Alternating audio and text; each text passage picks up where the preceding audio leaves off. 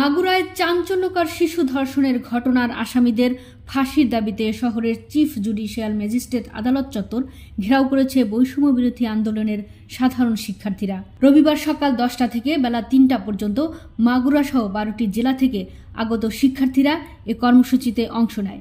এ সময় শহরের জজ কোর্ট সড়ক, কেশব মোড়ের উভয় সড়ক বন্ধ করে দেন তারা। আদালত চত্বরে শিক্ষার্থীরা ধর্ষকের ফাঁসি ও অন্যান্য আসামিদের সর্বোচ্চ শাস্তির দাবি জানিয়ে স্লোগান দিতে থাকে।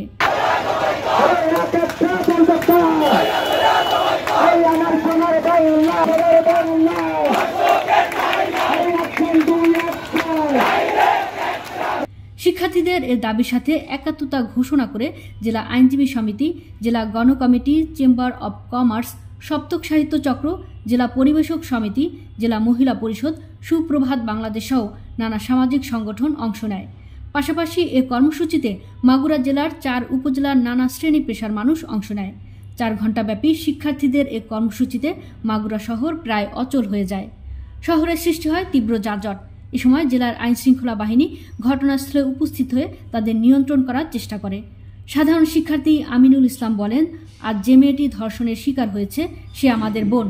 আমরা আমাদের বোনের ধর্ষণকারীর সর্বোচ্চ শাস্তি ফাঁসি চাই। মূল আসামিদের সঠিক বিচার না হওয়া পর্যন্ত আমাদের আন্দোলন চলমান থাকবে। আমরা আজ আদালত চত্বর ঘেরাও করলাম। পরবর্তীতে সড়ক সহ আরও কঠোর আন্দোলনে যাব। শিক্ষার্থী হাসিয়ারা খাতুন হাসি বলেন, মেয়েটার উপর শুধু নির্যাতনই করা হয়নি, তাকে মেরে ফেলার কাজ করেছে নরপিশাচরা। এটা আমাদের সমাজের কলঙ্ক। আমরা চাই এ ঘটনার সাথে জড়িতদের ফাঁসি দেওয়া হোক। সমাবেশে জেলা আইনজীবী সমিতির সদস্যরা বলেন, আমরা এই ঘটনার সাথে জড়িতদের সর্বোচ্চ শাস্তি দাবি করছি। আমরা ভিকটিমের সাথে সবসময় আছি ও থাকব। আমরা সুষ্ঠু ও নিরপেক্ষ আইনি লড়াইয়ের মাধ্যমে তাদের সর্বোচ্চ শাস্তি দাবি জানাচ্ছি। তাই দ্রুত বিচার ট্রাইব্যুনালের মাধ্যমে